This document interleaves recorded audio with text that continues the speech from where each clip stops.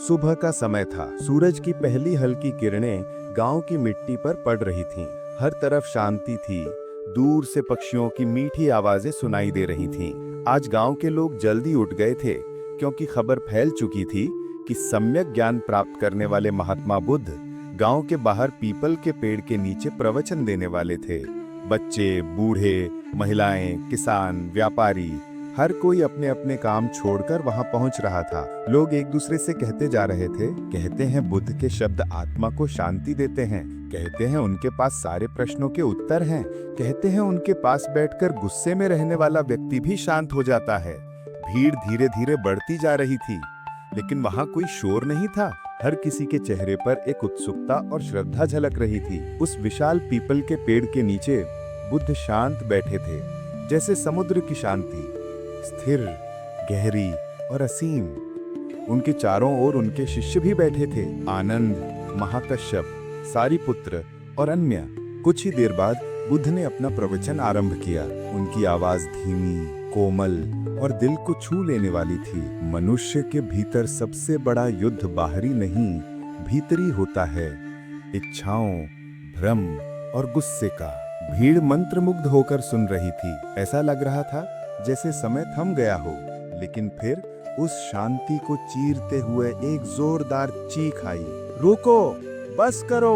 भीड़ में हलचल मच गई। एक आदमी भीड़ को धक्का देता हुआ आगे आया। चेहरे पर गुस्सा, आंखों में नफरत, मुट्ठियां कसी हुई, जैसे वो शांति के इस वातावरण में आग लगा देना चाहता हो। वो बुद्ध के सामने आकर चिल्लाया, तुम पाखंडी हो, तुम लोगों को धोखा दे रहे हो, तुम लोगों को आलसी बना रहे हो। आवाज में इतना तीखापन था कि बच्चों ने डरकर अपने माता पिता के पीछे छिपना शुरू कर दिया। शिष्यों के चेहरे पर क्रोध उभर आया। महाकश्यप ने तुरंत आगे बढ़ने की कोशिश की, लेकिन बुद्ध ने अपने दाहिने हाथ से इशारा कर उन्हें बैठने का संकेत दिया। बुद्ध का चेहरा न बदला, न आंखों की शांति। वे बस उस आदमी को देख रहे थे, बिना गुस्से के, बिना शिकायत, बिना घृणा के। वो आदमी फिर चिल्लाया, तुम लोगों को काम से दूर रखते हो, तुम गरीबी फैलाते हो, तुम राजा के खिलाफ लोगों को उकसाते हो, तुम पापी हो। लोग स्तब्ध होकर देख रहे थे। कोई भी बुद्ध का अपमान इस तरह करने की हिम्मत नहीं करता था, लेकिन बुद्ध चुप रहे। आदमी और भी उग्र होता गया। उसने बुद्ध के सामने मिट्टी फेंकी, थूका, अपशब्द बोले, यहाँ तक कि उनके कपड़े खींचने की कोशिश भी की। शिष्य अब और बर्दाश्त नहीं कर पा रहे थे। महाकश्यप उठे, भगवान, हमें इसे रोकने दीजिए, यह आपकी अवमानना कर रहा है। लेकिन बुद्ध ने शांत स्वर में कहा, जो व्यक्ति गुस्से में जल रहा हो, उसके हाथ पकड़कर रोकना आग की लपटों को पकड़ने जैसा है, दोनों जलेंगे। शिष्य धीरे से बैठ गए, भीड़ भी चुप, और वो आदमी लगातार अपमान करता रहा। लेकिन बुद्ध की शांति उसके गुस्से को और भड़काने लगी। उसने चिल्लाकर पूछा, क्यों चुप हो? बोलो, बचाव करो, डर गए क्या? बुद्ध ने बस इतना कहा, तुम बोल चुके हो, अब बैठ जाओ, तुम थक गए हो। ये शब्द सुनते ही जैसे उसके शरीर से शक्ति निकल गई। वो वहीं बैठ गया, लेकिन चेहरा अभी भी गुस्से में थरथरा रहा था। कुछ देर बाद बुद्ध ने उसे देखकर पूछा, भाई, तुम्हारा घर कहाँ है? आदमी हैरान। उसने उम्मीद नहीं की थी कि बुद्ध उससे सामान्य बात करेंगे। वो अनमने से बोला, पड़ोस के गांव में। बुद्ध ने पूछा, वहां तुम्हारे परिवार के लोग हैं? हाँ, पत्नी और 2 बच्चे। बुद्ध मुस्कुराए, जब तुम घर लौटो तो क्या तुम हर बार उनके लिए कुछ लेकर जाते हो? आदमी चौंक गया, लेकिन बोला, हाँ, कभी खाने की चीजें, कभी कपड़े, कभी खिलौने। बुद्ध मुस्कुराए, अगर एक दिन तुम अपने बच्चों के लिए खिलौने लेकर जाओ और वो लेने से इनकार कर दें, तो खिलौने किसके पास रहेंगे? आदमी ने तुरंत जवाब दिया, मेरे पास ही रहेंगे, मैं ही वापस ले जाऊंगा। बुद्ध ने उसकी आंखों में देखते हुए कहा, ठीक उसी तरह आज तुम मुझे गुस्सा, अपमान और क्रोध का उपहार देकर आए हो, लेकिन मैंने उसे स्वीकार नहीं किया, तो वो सब उपहार कहाँ लौट जाएगा? अनपेक्षित प्रश्न, जैसे किसी ने भीतर तक वार कर दिया हो। वो आदमी स्तब्ध था। उसका गुस्सा एक पल में टूट गया, आंखों में आंसू आ गए।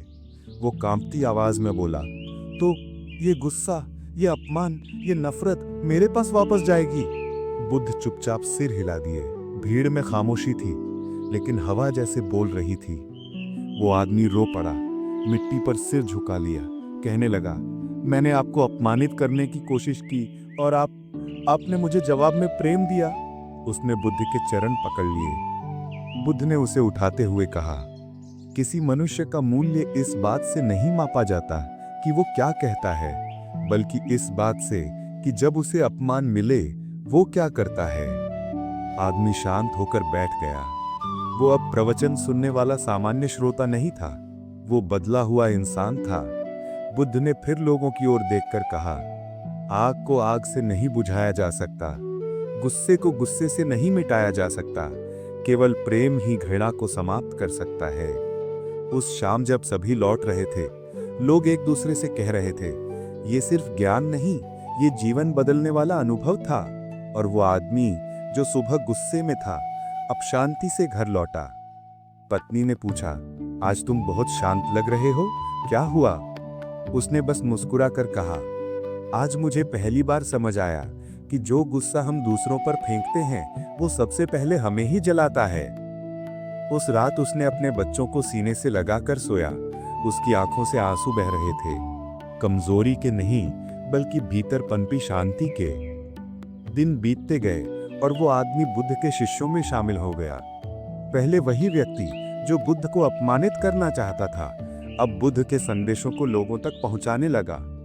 लोग कहते थे, उसकी आवाज में कोई जादू है, सुनते ही मन शांत हो जाता है। और वो मुस्कुराकर कहता, जादू मेरी आवाज में नहीं है, जादू उस क्षण में था जब बुद्ध ने मेरे गुस्से को स्वीकार नहीं किया।